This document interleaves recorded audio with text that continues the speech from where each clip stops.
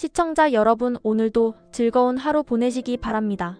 오늘의 사연 시작하겠습니다. 안녕하세요. 저는 이제 곧 쉰을 바라보는 평범한 주부입니다. 처음으로 글을 써보는 거라 조금 떨리네요. 아마 꽤 긴 이야기가 될 것 같아요. 하지만 제 마음속에 오랫동안 맺혀있던 이야기들을 이제라도 꺼내지 않으면 안 될 것 같아서 이렇게 조심스럽게 적어봅니다. 혹시 끝까지 읽어주신다면 객관적인 조언도 부탁드릴게요. 제 입장만으로는 상황을 정확히 보기 어려울 수도 있으니까요. 저는 20대 초반 아주 어린 나이에 결혼을 했습니다. 서울에서 자란 것도 아니고 지금 생각하면 세상 물정을 잘 알지도 못했던 그때 오직 남편 하나만 바라보고 그 사람만 믿고 모든 걸 걸고 서울로 시집을 왔습니다. 당시에는 사랑 하나로 충분하다고 믿었고 남편 곁이라면 어디든 어떤 삶이든 함께할 수 있을 거라 생각했죠. 부모님과 형제자매들은 모두 지방에 있었고 저는 서울에 친구도 지인도 없는 상태였지만 그래도 남편 곁에서 가족을 꾸리고 잘 살아보자는 마음뿐이었습니다. 그렇게 시간이 흘러 어느덧 20년이 훌쩍 지났습니다. 저와 남편 사이에는 자식이 둘 있고 지금은 고등학생, 대학생이 되었어요. 하루하루가 정말 빠르게 지나갔고 아이들 키우며 눈코 뜰 새 없이 바쁜 나날이었지만 그래도 그 세월 속에는 작지만 따뜻한 행복들도 있었기에 버틸 수 있었습니다. 다만 제가 결혼 이후 줄곧 모셔왔던 시부모님과의 문제는 지금까지도 제 마음 한 구석을 짓누르고 있어요. 특히 시어머니와의 관계가 늘 힘들었습니다. 남편이 장남이다 보니 자연스럽게 시부모님을 모시고 살게 되었고 저는 그게 도리라고 생각하며 불만 없이 받아들였습니다. 처음 몇 년은 그래도 조심스럽게 서로 맞춰가려는 분위기도 있었고 아버님께서 중재자 역할을 하시며 그나마 균형이 맞춰졌던 것 같아요. 하지만 문제는 시어머니였습니다. 겉으로는 남들 앞에서 참으로 천사 같은 척 베풀기 좋아하고 인자한 어머니 행세를 하시지만 집안에서는 완전히 다른 사람이셨습니다. 특히 아이들, 그러니까 손녀와 손자를 대하는 방식이 충격적일 정도였습니다. 손주를 예뻐한다기보다는 집안일을 시킬 수 있는 하인처럼 대하셨어요. 설거지, 심부름, 청소까지도 아이들이 조금만 쉬고 있으면 그 나이에 벌써 빈둥대냐며 닥달하시곤 했죠. 아버님이 살아계실 땐 그래도 아이들 편을 들어주셨기 때문에 시어머니가 어느 정도 자제하셨지만 아버님이 돌아가신 이후에는 정말 독불장군처럼 굴기 시작하셨습니다. 그때부터 집안의 공기가 무겁게 가라앉기 시작했습니다. 더 큰 문제는 시어머니가 저에 대해 갖고 있는 편견과 이중적인 태도였습니다. 시동생이 둘 있는데 그분들에겐 제가 한심하고 싸가지 없는 며느리인 것처럼 얘기하시면서 저에게는 아무렇지 않게 행동하시는 겁니다. 예를 들어 우리 가족이 주말에 잠시 외출이라도 하려고 하면 시어머니는 꼭 나는 노인정에 가야 하니까 너희들끼리 갔다 와라 하시면서 선심 쓰듯 말씀하셨어요. 그런데 막상 우리가 외출한 후에는 시동생들에게 전화를 걸어 내가 몸이 안 좋은데 형수는 또 놀러 나갔다라고 하시곤 했습니다. 그런 식으로 저를 모함하는 일이 한두 번이 아니었습니다. 시동생들도 참 이해가 안 되는 사람들이에요. 하루에 몇 번씩 시어머니에게 전화를 해서 안부를 묻고 그때마다 시어머니는 마치 기다렸다는 듯이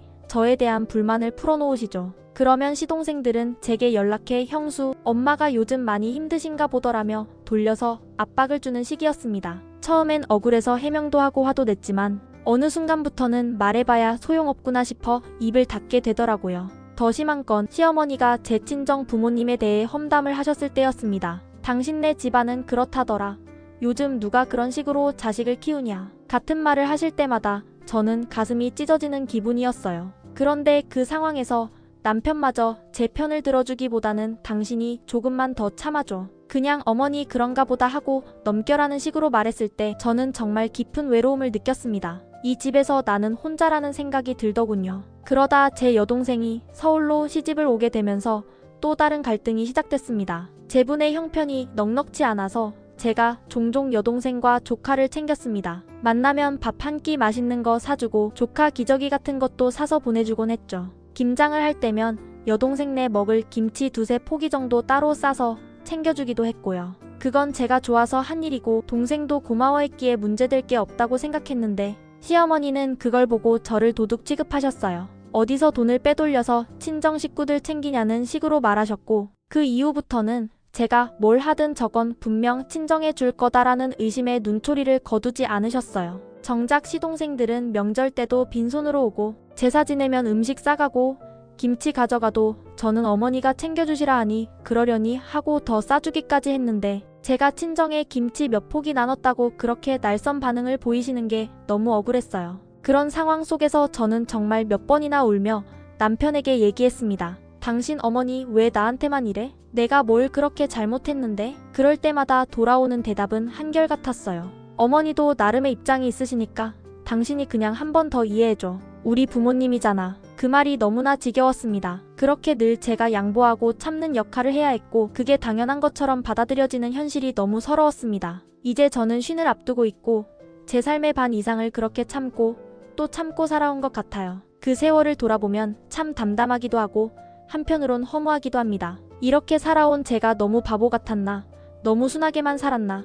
스스로를 자책하게 되는 요즘입니다. 그런데 제가 여동생을 조금 챙긴 것이 그렇게 큰 잘못이라도 되는 듯이 시어머니는 정말 믿기지 않을 만큼 예민하게 반응하시더군요. 사실 저는 그동안 여동생을 특별히 챙긴 것도 아니었어요. 살림을 떼어주거나 큰 돈을 준 것도 아니고 그냥 언니로서 조카 기저귀 몇 번 사보내고 김장철이면 김치 두세 포기 정도 챙겨다 준 게 다였습니다. 여동생이 서울로 시집을 와서 힘든 시기를 보내는 걸 옆에서 지켜보며 조금이라도 보탬이 되고 싶었을 뿐이었고 그게 제가 할 수 있는 최소한의 마음이라고 생각했어요. 하지만 재작년에 있었던 일이 아직도 생생합니다. 김장철이었고 평소와 다름없이 김치를 담갔던 날이었어요. 며칠 뒤 시어머니가 남편을 불러 얘기를 하더랍니다. 김치 한 통이 없어졌다. 둘째나 셋째 시동생들과 가져갔을 리는 없는데 아무래도 내 마누라가 그걸 친정에 갖다 준 거 아니냐는 식으로요. 남편은 처음에는 웃으며 넘기더니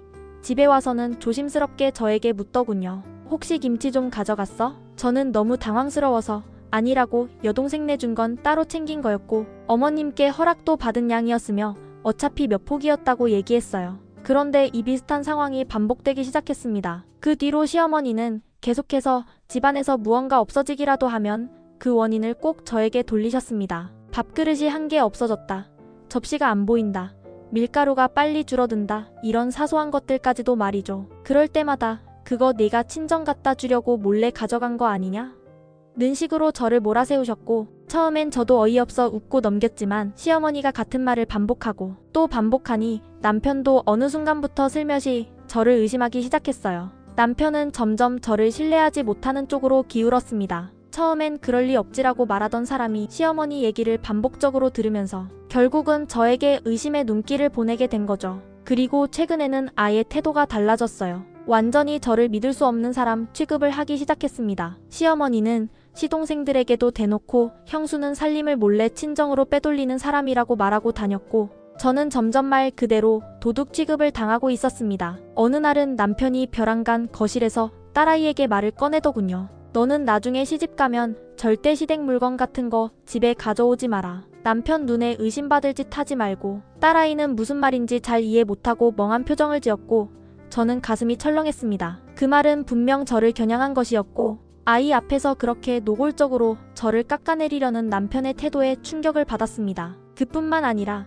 또 어떤 날은 저를 불러다 앉혀놓고는 당신 월급 통장 가져와봐. 어디다 쓰는지 내가 직접 확인해야겠어 라고 하더군요. 너무도 억울하고 서러웠습니다. 한 집안의 아내로, 엄마로, 며느리로 살면서 누구보다도 가정을 지켜온 저인데 이제 와서 남편에게 이런 식의 의심을 받아야 한다니 그 순간 마음이 완전히 무너지는 기분이었습니다. 그래도 저는 묵묵히 통장을 꺼내 보여줬습니다. 숨길 게 없다는 걸 보여주고 싶었어요. 하지만 동시에 나는 왜 이런 상황까지 와야 했을까라는 생각에 눈물이 나더군요. 저는 사실 마음 한구석에 이혼을 심각하게 생각한 적도 있습니다. 이 결혼 생활을 끝내고 싶다는 생각이 문득문득 찾아왔어요. 하지만 아버지가 홀로 남아 계시는 걸 생각하면 제가 먼저 무너지는 모습을 보여드리고 싶지 않았습니다. 어머니는 이미 돌아가셨고 아버지 혼자서 얼마나 외로우실지 알기에 이혼 얘기를 꺼내는 것조차 미안한 마음이 들었습니다. 그리고 무엇보다 자식들에게 미안했어요. 아이들 앞에서 부부싸움을 하고 서로에 대한 신뢰가 무너진 모습을 보여주는 게 두려웠습니다. 그래서 결국 선택한 건 참는 것이었습니다. 내가 조금만 더 참으면 우리 아이들이 조금 더 안정적으로 클 수 있겠지. 내가 상처를 안고 살아가면 우리 가족은 덜 흔들릴 수 있겠지. 그런 생각으로 도둑 취급을 받으면서도 참고 또 참았습니다. 그 시간들이 지나면서 저 자신도 조금씩 무너지고 있었어요. 예전에는 눈물도 났지만 어느 순간부터는 무표정해지고 아무 일도 느껴지지 않게 되더라고요. 그리고 남편은 아예 저희 친정과의 관계를 끊으려고 했습니다. 본인은 물론 아이들이 친정에 가는 것조차 싫다며 막았습니다. 이유를 물으니 당신이 자꾸 뭘 갖다 주니까 친정의 정이 뚝 떨어진다고 하더군요. 정말 그 말을 듣는 순간 더 이상 말이 나오지 않았습니다. 어떻게 사람이 이렇게까지 편협해질 수 있을까요? 생각해보면 저는 결혼 후 줄곧 시동생들의 생일도 빠짐없이 챙겼습니다. 돈이 많아서가 아니라 형님이니까 가족이니까 해야 한다고 생각했어요. 떡이며 반찬, 조그만 선물이라도 잊지 않으려 노력했고 제사나 명절엔 무거운 손으로 음식을 챙겨가며 시어머니도 시동생들도 늘 정성을 다했습니다. 그런데 남편은 저희 아버지 생신에 전화 한 통, 문자 하나 없었습니다. 아무런 표시도 하지 않고 제게도 관심을 두지 않았어요. 그 차이는 너무도 컸고 저는 이제 그 간극에 지쳐버렸습니다. 이렇게까지 해서 살아야 하나 싶은 생각이 요즘 자꾸만 듭니다. 하지만 아직은 저 혼자 참고 있는 중입니다. 가족이란 이름 때문에, 그리고 어쩌면 제가 너무 오래 참고 살았기에 지금 와서 무너지는 게 더 무서운 걸지도 모르겠어요. 얼마 전에도 결국 이런 문제로 남편과 심하게 다투게 되었고 그 후로는 각방을 쓰고 있습니다. 말도 섞지 않고 얼굴도 마주치지 않으며 지낸 지 며칠이 되었죠. 그날도 여느 날과 다르지 않게 무거운 분위기 속에서 하루를 보내고 있었는데 어느 저녁 평소보다 조용한 표정으로 제 딸아이가 제 방으로 조심스럽게 들어왔습니다. 딸아이는 눈가에 눈물이 맺혀 있었고 입술을 꾹 다문 채 참았던 말을 어렵게 꺼내더군요. 제가 무슨 일이야? 라고 물으니 그제야 참았던 감정이 터진 듯 이야기를 하기 시작했습니다. 딸아이 말로는 평소처럼 아빠에게 간단한 간식이나 음료 같은 걸 챙겨주고 있었대요. 그저 아무 의도 없는 평범한 딸의 마음이었는데 남편은 그 순간에도 또 그런 말을 꺼냈다고 합니다. 너 시집 가서도 절대 시댁 물건 함부로 들고 오지 마라. 그런 거 정말 보기 싫다. 몰래 뭐 가져오고 그런 짓 하지 마라. 딸은 그 얘기를 듣는 순간 마치 자신이 도둑 취급이라도 받은 것 같아 너무도 불쾌하고 화가 났다고 해요. 그래서 딸아이는 용기 내어 남편에게 말했답니다. 아빠 그런 말 이제 좀 그만해요. 진짜 지겹거든요. 평소엔 한 번도 말대답이라곤 하지 않던 아이가 그렇게 말하자 남편은 곧바로 언성을 높이며 버럭 화를 냈다고 합니다. 너 지금 아빠한테 말버릇이 그게 뭐야? 너 말대꾸하는 거야 지금? 하면서 소리를 질렀다고요. 딸은 그 상황이 너무 무섭고 답답했지만 더는 참을 수 없었다고 말했습니다. 그 얘기를 듣는 순간 저는 정말 피가 거꾸로 솟는 기분이었습니다. 그래서 주방에서 바로 거실로 나가 남편에게 큰 소리로 따졌습니다. 도대체 언제까지 그런 말을 하면서 사람을 도둑 취급할 거야? 내가 무슨 자격으로 아이한테까지 그런 말까지 해? 말다툼이 격해지자 남편은 또다시 예전처럼 저희 친정을 들먹이며 비하하기 시작했고 듣고 있던 딸아이가 갑자기 얼굴이 붉게 달아오르더니 그 자리에서 고함을 지르며 폭발했습니다. 그만 좀 해. 제발 좀. 지겹다고. 엄마가 얼마나 불쌍한데. 엄마가 20년 동안 참고 살아온 거 몰라? 그렇게 엄마 무시하면서 이제 남은 세월도 그렇게 살 거야? 도대체 언제까지 그래야 되냐고. 딸의 외침은 집안 공기를 멈추게 할 정도로 컸습니다. 평소에는 눈치도 많이 보고 말도 조심스럽게 하던 아이가 그날만큼은 정말 모든 감정을 토해내듯 쏟아냈습니다. 순간 남편은 아무 말도 하지 못했습니다. 충격을 받은 얼굴로 딸아이를 바라보기만 했고 오히려 그 모습이 낯설 정도로 당황해 보였어요. 그 모습을 보고 저는 더 이상 감정을 억누를 수 없었습니다. 딸아이에게 미안한 마음이 북받쳐 오르면서 눈물이 왈칵 쏟아졌어요. 아이 앞에서는 항상 강한 엄마이고 싶었는데 그날은 도저히 안 되겠더라고요. 참았던 감정들이 무너졌고 딸아이가 그렇게 엄마 편을 들어준다는 것 자체가 너무 고마우면서도 가슴이 아팠습니다. 엄마로서 지켜주지 못한 것 같은 죄책감도 함께 밀려왔습니다. 그 일이 있고 난 후 남편은 오히려 저에게 다시 화를 냈습니다. 딸년 교육 잘 시켜놨더라. 네 편 들어서 나한테 대드는 거 보니까 다 내가 부추긴 거지. 이런 말까지 하며 저를 몰아세웠습니다. 상황을 전혀 반성하기는커녕 자신이 피해자인 듯 오히려 적반하장으로 나오는 태도에 기가 막혀 말이 안 나왔습니다. 그런 남편의 모습을 보고는 이 사람은 정말 끝까지 변하지 않겠구나 하는 절망이 들더군요. 이후에도 딸아이는 계속 저에게 이혼을 하라고 권했습니다. 엄마 이게 무슨 삶이야. 이런 생활이 행복하다고 생각해? 아빠도 할머니도 엄마한테 매일 스트레스만 주고 엄마만 점점 힘들어지고 외로워지는 것 같아. 그냥 이혼해. 우리도 다 컸고 엄마 혼자서도 충분히 잘 살 수 있어. 그 말이 얼마나 현실적이면서도 따뜻하게 들렸는지 모릅니다. 나를 이해해주는 사람이 있다는 건 상처받은 마음에 진짜 위로가 되더라고요. 하지만 아이 앞에서조차 저는 쉽게 결정을 내릴 수 없었습니다. 그래서 조용히 딸에게 말했어요. 너희들 결혼하고 너랑 내 동생이 자리를 다 잡은 뒤엔 그때는 엄마도 진짜 미련 없이 이혼할게. 지금은 조금만 더 참아보자. 그러자 딸아이는 오히려 더 단호하게 말했습니다. 아니 엄마, 나중 말고 지금 해. 왜 그걸 미루는 거야? 이 집에서 엄마만 계속 불행해지고 있는데 나중에 무슨 의미가 있어? 엄마도 이제 엄마 인생 살아야 해. 그 말을 듣는 순간 제 가슴은 또 한 번 저릿해졌습니다. 딸이라는 존재가 이렇게 든든하고 다정하게 내 편이 되어주는구나 하면서도 내 인생이 왜 이렇게까지 되어버렸을까 하는 허무함이 밀려왔습니다. 아이에게 이런 모습까지 보이게 한 게 너무 미안하고 한편으로는 위로도 받았습니다. 딸아이 하나라도 제 마음을 이해해주고 그저 함께 있어준다는 것만으로도 그날은 한동안 울음을 그칠 수 없었습니다. 감정이 북받쳐 딸아이 앞에서 참지 못하고 엉엉 울었고 딸은 저를 꼭 안아주며 조용히 등을 토닥여 주었습니다.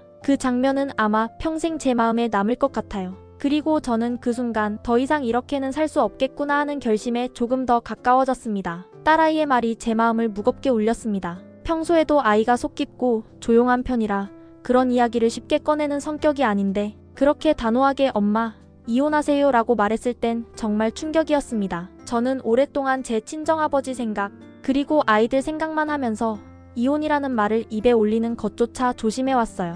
엄마가 떠나시고 홀로 지내는 아버지가 혹여 더 외로워질까 마음이 무거웠고 아이들이 상처받을까 걱정이 되어서 그냥 참고 또 참으며 살아왔던 세월이 20년이 넘습니다. 그런데 이제 와서 돌아보니 제가 참고 산 그 세월이 정말 아이들을 위한 것이었을까 싶더군요. 오히려 제가 그런 결혼 생활을 계속 유지해온 것이 아이들에게 더 큰 불행이 된 건 아닌가 하는 생각이 들었습니다. 딸아이 입에서 엄마는 비참해 보여. 매일매일 눈치 보며 살고 무시당하고 도둑 취급까지 받는데 어떻게 그게 정상적인 가정이야?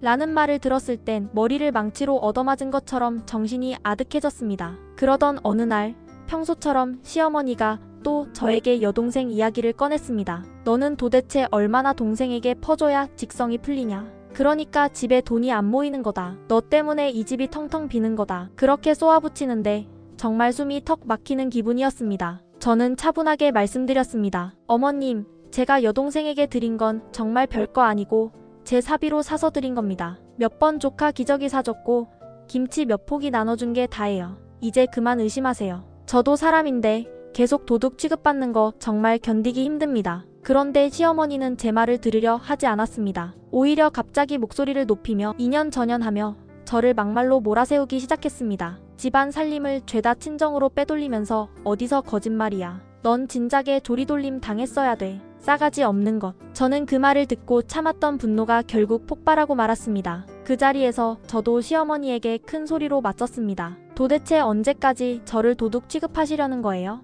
제가 무슨 죄를 지었습니까? 전 더 이상 못 참습니다. 차라리 이혼하는 게 낫겠어요. 그 다음날 예상대로 시동생들이 집에 들이닥쳤습니다. 분명 어머니가 밤새 시동생들에게 전화를 해서 뭔가를 이야기한 모양입니다. 하지만 저는 이제 더 이상 무서울 것도 없었습니다. 오히려 마음 한편으로는 이 상황이 오길 기다려왔던 것 같기도 해요. 그래봤자 끝은 이혼이니까요. 잃을 것도 숨길 것도 없는 상태였죠. 시동생 둘이 들어와서는 형수님 왜 그러세요? 어머니랑 무슨 일이 있으셨던 건지 너무 언성이 높아졌다고 하시던데요. 하며 조심스럽게 말을 꺼냈습니다. 저는 담담하게 그러나 단호하게 말했습니다. 저는 20년이 넘도록 어머님을 모시며 살았습니다. 그동안 제가 도둑 취급을 받으면서도 참았어요. 하지만 이제는 더 이상 못하겠습니다. 어머님과는 도저히 같이 못 살겠어요. 그러니 두 분 중 한 분이 어머님을 모시고 가시든지 아니면 다른 방법을 찾으셔야겠습니다. 그 말을 듣고 시동생 둘은 서로 눈치만 보며 어정쩡하게 서 있더니 한참 만에 결국 이렇게 말하더군요. 형수님, 저희도 지금 어머님을 모시고 살 상황은 안 됩니다. 집도 좁고 아이들도 아직 어리고요 도망가는 듯한 말투였습니다. 그러자 옆에서 기세등등해진 시어머니가 시동생들 앞이라 그런지 더 당당하게 말하셨어요. 니들 형수가 좀 제대로 했으면 내가 말을 안 해. 니들 형은 속아서 결혼한 거야. 내가 그런 말 안 하려 했는데 도저히 안 되겠다. 저는 그 순간 더는 물러설 이유도 없다고 판단했습니다. 좋습니다. 그럼 저는 이제 어머님과는 못 삽니다. 요양원에 모시든 두 분 중 한 분이 함께 살든 알아서 하세요. 전 이 집에서 나가겠고 남편과도 이혼하겠습니다. 그렇게 말하자 딸아이도 옆에서 벌떡 일어나더니 말했습니다. 저도 더 이상 엄마가 이런 취급받으면서 사는 거 못 보겠어요. 할머니도 아빠도 너무해요. 엄마가 어떻게 살아왔는지 아무도 모르잖아요. 딸은 눈물을 글썽이며 소리쳤고 남편은 당황해하며 딸아이를 윽박질렀습니다. 너까지 왜 그래? 지금 누구 편이야? 그러자 집안은 그야말로 아수라장이 되었습니다. 그 와중에 아들도 나섰습니다. 평소엔 말이 없는 아이였는데 이날만큼은 분명하게 말했습니다. 아빠랑 할머니, 엄마한테 사과하세요. 그게 맞잖아요. 작은 아빠들 이 집에 오지 마세요. 이건 가족이 아니에요. 엄마 힘들게 만든 사람들 다 나가세요. 저는 그 말에 또다시 눈물이 터져나왔습니다. 아이들이 이렇게까지 제 편을 들어주는데 그동안 왜 나는 참기만 했을까 싶더군요. 시동생들이 무한하게 돌아간 뒤 저는 조용히 시어머니께 말했습니다. 이제 이 집에서 어머님이 나가시든 제가 나가든 해야 살겠습니다. 그렇게 말하고 필요한 옷 몇 벌만 챙겨 여동생네 집으로 향했습니다. 여동생은 말없이 저를 안아주며 방을 내어줬고 저는 잠도 못 자고 뒤척이며 밤을 보냈습니다. 그리고 다음날 남편에게 전화가 걸려왔습니다. 차가운 목소리로 그는 말했습니다. 다신 이 집에 들어올 생각하지 마라. 저도 차분하게 답했습니다. 그럴 생각 없습니다. 나는 이혼할 거예요. 당신이 그동안 나한테 했던 말들, 행동들 다 기록해놨습니다. 내가 도둑이라고 했던 거, 욕했던 거 다 증거 있어요. 그때만 해도 남편은 여전히 고압적인 태도였습니다. 마음대로 해라. 알아서 하라. 그런 말만 반복했죠. 그런데 며칠이 지나고 다시 남편에게서 전화가 왔습니다. 이번엔 말투가 바뀌어 있었습니다. 내가 잘못했다. 미안하다. 다시 들어와줘. 우리 다시 시작하자. 하지만 저는 이미 마음이 돌아서 있었습니다. 저는 남편에게 조용히 말했습니다. 늦었어요. 난 다시는 그 집에 안 들어가요. 그리고 정말로 저는 제 인생을 새로 시작할 준비를 하기 시작했습니다. 아이들은 요즘 매일같이 저에게 전화를 걸어옵니다. 전화를 걸어와서는 엄마, 절대 다시는 집에 들어가지 마. 이혼해. 우리는 엄마가 웃으면서 사는 걸 보고 싶어. 하고 단호하게 말합니다. 처음엔 혹시나 감정에 휘말려 하는 말일까 싶어 조심스럽게 물었지만 아이들은 변함없는 태도로 너무 오랫동안 참고 살아온 엄마가 이제는 자신을 위한 선택을 해야 한다고 말해주었습니다. 아이들의 그런 말에 저는 더 이상 흔들릴 수 없었습니다. 그래서 저는 남편에게 아주 확실하게 분명하게 말했습니다. 더 이상 물러설 여지도 남기지 않았어요. 지금 와서 찾아와서 울고불고 한다 해도 시어머니와 함께 무릎 꿇고 싹싹 빈다고 해도 다 소용없어. 나는 이미 마음이 떠났고 이제는 정말 이혼할 거야. 우리 사이 끝이야. 그동안 수없이 용서하고 참아온 지난 시간들을 떠올리며 이제는 정말 내 인생을 다시 시작할 준비를 해야겠다고 결심한 상태였습니다. 동생네 집에 온 지 어느덧 일주일이 지나가고 있습니다. 하루하루가 길고도 짧게 느껴지는 묘한 시간 속에서 익숙한 공간이 아닌 낯선 집에서 눈을 뜨는 아침은 아직도 어색하지만 마음만은 한결 평온해졌습니다. 무언가 억압되고 무거운 것에서 벗어난 기분이랄까요. 그러던 어제 남편에게서 다시 전화가 걸려왔습니다. 전화를 받으니 이번엔 남편이 아닌 시어머니의 목소리가 들려왔습니다. 남편이 전화를 넘긴 모양이었습니다. 시어머니는 평소와는 전혀 다른 목소리로 말씀하셨습니다.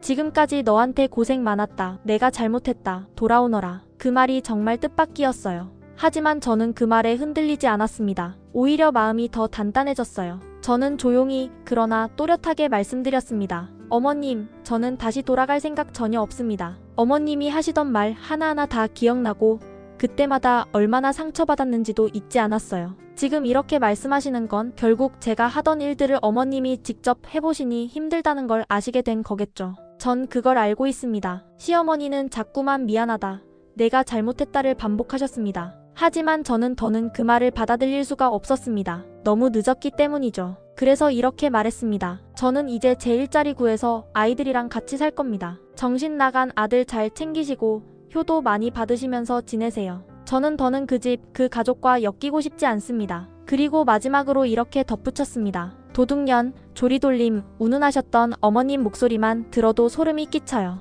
더 이상 저한테 전화하지 마세요. 그렇게 말하고 전화를 끊어버렸습니다. 지금 이 상황에서 저는 앞이 뿌옇고 막막하기만 합니다. 아직 직장도 없는 상태이고 이혼이 확정된 것도 아니고 앞으로 어디서 어떻게 살아가야 할지 구체적인 계획이 서 있지는 않습니다. 하지만 한 가지는 확신할 수 있습니다. 지금처럼 아이들이 보는 앞에서 도둑 취급받고 매일 상처받으며 사는 것보다는 결코 나쁘지 않다는 것, 그것만은 분명합니다. 무너져 있던 제 자존감이 조금씩 회복되는 것을 느끼고 있고 더는 누군가의 눈치를 보지 않아도 되는 삶이 기다리고 있다는 희망도 생겼습니다. 물론 두려움도 있습니다. 위자료는 얼마나 받을 수 있을지, 경제적으로 얼마나 버틸 수 있을지, 혹시라도 아이들에게 더 큰 부담이 되진 않을지. 하지만 이런 상황 속에서도 아이들이 먼저 나서서 엄마, 제발 이혼하자. 엄마가 불행한 거 못 보겠어라고 말해주는 걸 보면서 이혼이라는 선택이 저 혼자만의 욕심이나 충동이 아니라는 걸 확인할 수 있었습니다. 가장 마음에 걸리는 건 역시 친정아버지입니다. 저희 아버지는 조용하고 자상한 분이십니다. 평생 어머니와 가족들을 위해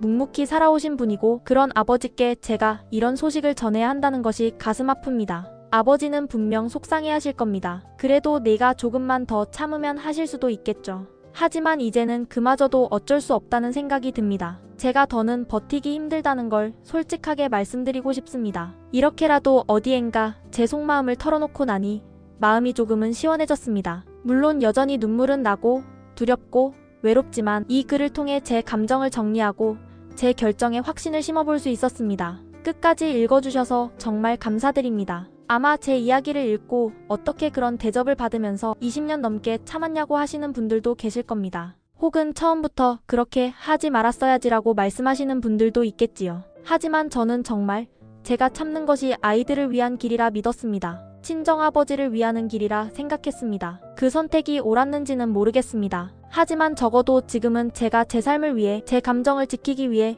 움직이고 있다는 것만은 확실합니다. 지금까지의 선택이 어리석었다면 앞으로는 조금 더 똑똑하고 단단한 엄마로 딸로 살아가고 싶습니다. 부디 너무 마음 아픈 댓글은 자제해 주시길 부탁드립니다. 지금은 그 어떤 말보다 따뜻한 시선이, 조용한 응원이 필요할 때인 것 같습니다. 감사합니다.